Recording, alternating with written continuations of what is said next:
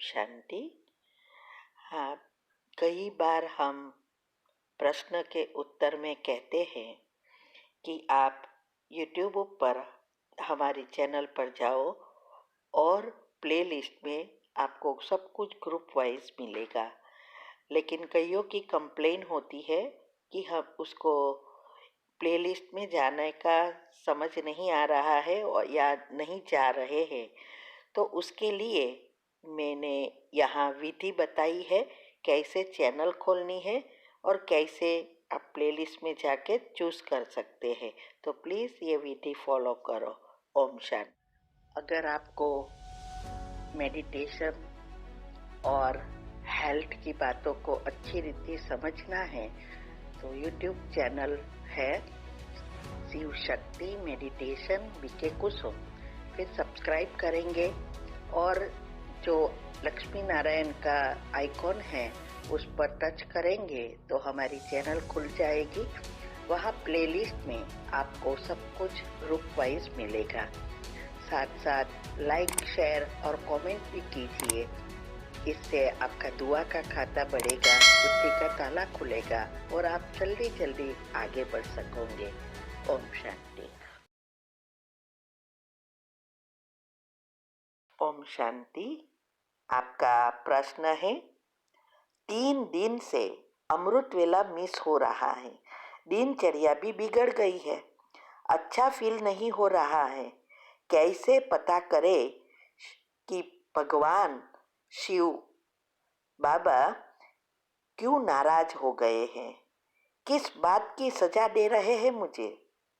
उत्तर है, आप कितने साल से ज्ञान में हो ये नहीं बताया।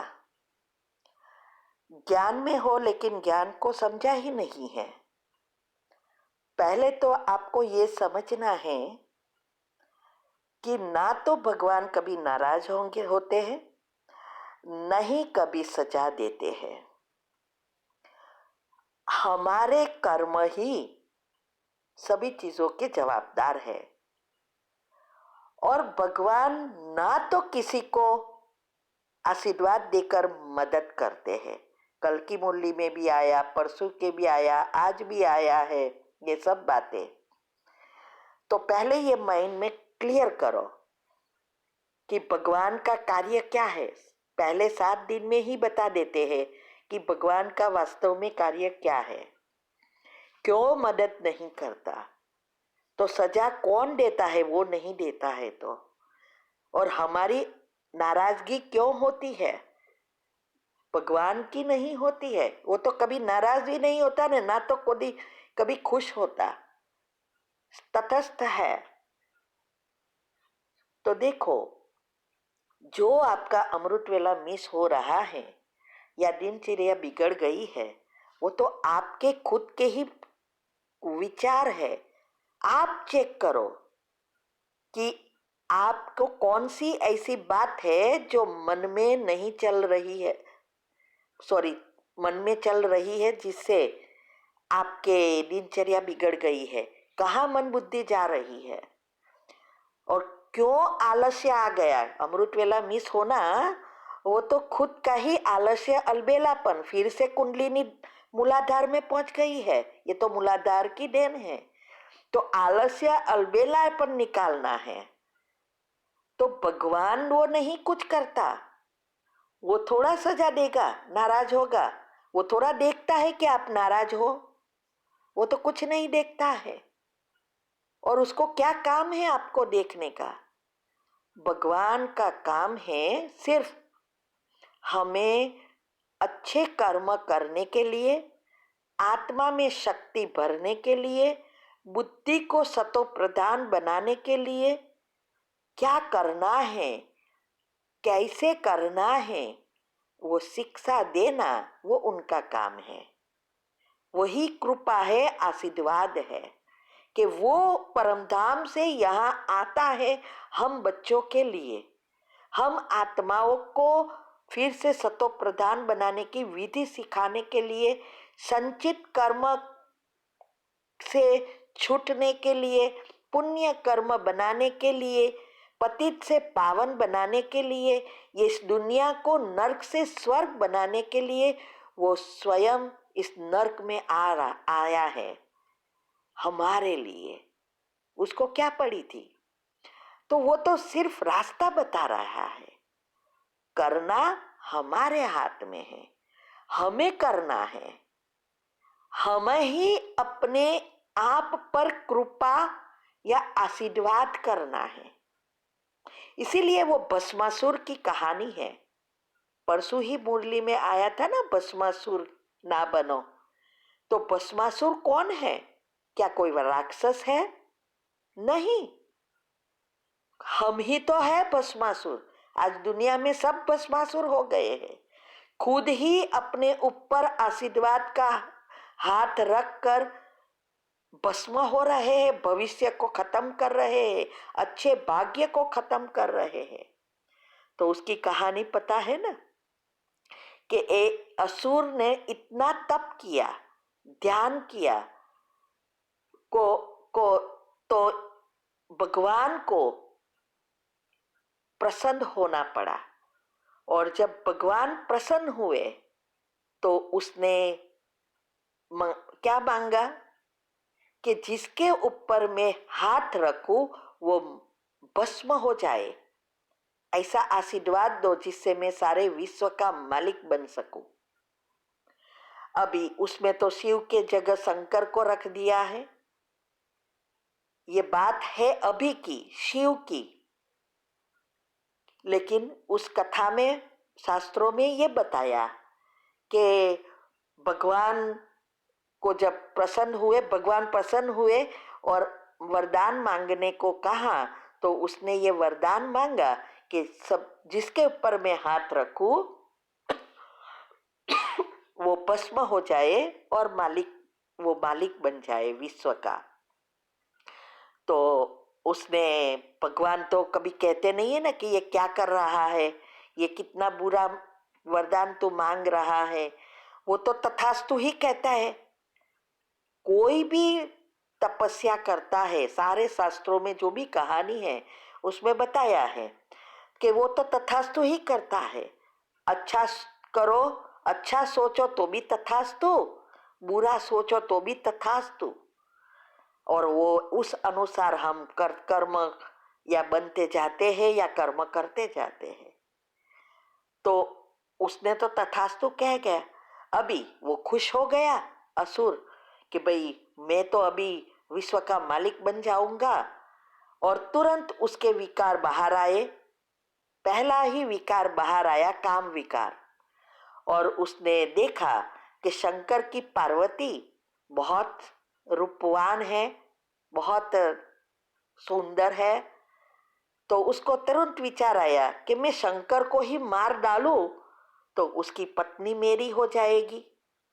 अभी उसमें बताया है कि वो शंकर जी आगे भागते हैं और पीछे असुर भागता है उसको मारने के लिए। अभी सोचो कि अगर भगवान के पीछे भी असुर को पड़ना पड़ा, वास्तव में वो भगवान नहीं है, वो तो हमारी आत्माओं की स्थिति है। तो वो शंकर जी भागते भागते पहुंचे विष्णु के पास।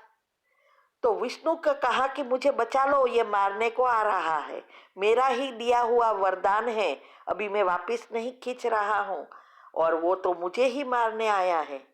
तो उस विष्णु जी ने कहते हैं कि लक्ष्मी जी को इतना सुंदर रूप देकर, एक नारी का रूप देकर नीचे भेज दिया उसके सामने। तो वो उनको देखकर वो मोहित हो गया असुर। तो शंकर को छोड़ा और इस नारी के पीछे पड़ा जो लक्ष्मी जी थे। और फिर उसको कहा तू मुझसे शादी करोगी, मुझे तुझसे ही शादी करनी है। तो उसने कहा हाँ मैं करूंगी, लेकिन मैं जो कहूँ, जो मुझे अच्छा लगता है, वो जो करेगा उससे ही मैं शादी करूंगी। अगर तू अच्छा मैं कहूँ वो करके बताएगा जो मुझे अच्छा लगता है तो मैं तुझसे जरूर शादी करूंगी, ये शर्त रखी। तो असुर को तो मोहित हो गया था, विकार में काम विकार जागृत हो गया था। तो उसने कहा हाँ हाँ मैं करूँगा, आप जो कहे वो मैं करूँगा। तो उसने कहा मुझे सबसे अच्छा ये नृत्य अच्छा लगता है, स, अगर आप नृत्य कर सके तो मैं जरूर तुझसे शादी करूं। तो असुर ने कहा हाँ लेकिन मुझे तो आता नहीं है, अगर आप मुझे सिखाओगी तो मैं जरूर सीख लूंगा और फिर तू मुझसे शादी करोगी ना। तो उसने कहा हाँ जरूर करूंगी, चल मैं तुझे सिखा रही हूँ। तो उसने सिखाना शुरू किया, था थई, वो भी था थई करने लगा और कॉपी करने का प्रयत्न करने लगा। ओ बस उसके अंदर एक विकार ही घूम रहा था, बस शादी करनी है, काम विकार जागृत हो गया था। तो वो भूल गया कि उसने कौन से वरदान मांगा है। तो था थई करते करते उसी विचार में, शादी करने के विचार में ही जब समय आया तो लक्ष्मी जी ने माथे पर हाथ रख लिया। तो वही बता रहा था ना, बता सिखा, उसका एम ही था कि वो खुद अपने सिर पर हाथ रखे और भस्म हो जाए। यही तो विष्णु और लक्ष्मी का प्लान था। तो लक्ष्मी जी ने हाथ रखा तो उसने भी ठाठई करते करते खुद ने ही अपना हाथ सिर पर रख दिया। तो वो असुर भस्म हो गया, मर गया। तो यही कहानी है, भस्मासुर माना खुद को ही भस्म करके मर गया हाथ रख के। तो ये आज सबके साथ हो रहा है, कोई असुर है ही नहीं। खुद अपने विचारों संकल्प रूपी हाथ अपने ऊपर रखकर अपने भाग्य को भस्म कर रहे हैं, क्योंकि 5 विकार इतने जागृत हो गए हैं, अवगुण इतने बाहर आ गए हैं जो वो भूल ही गया है। एक के एक मनुष्य आत्मा भूल गई है कि ये मेरे ही ऐसे मैं कर्म कर रहा हूँ और मैं ही खुद नरक में जाते नरक की भोगने की तैयारियां कर रहा हूँ और ये दुनिया विनाश के पद पर आ गई। तो इस बातों को अच्छी रीति समझना है कि न तो भगवान कभी नाराज होता है, न तो हमें सजा देता है, हम खुद ही अपने आप को सजा देकर नाराज होते हैं। भगवान वही है जो कभी भी किसी को आशीर्वाद नहीं देते हैं। ये तो मनुष्य का काम है, देवी देवताओं का काम है, न कि भगवान का। ओम शांति।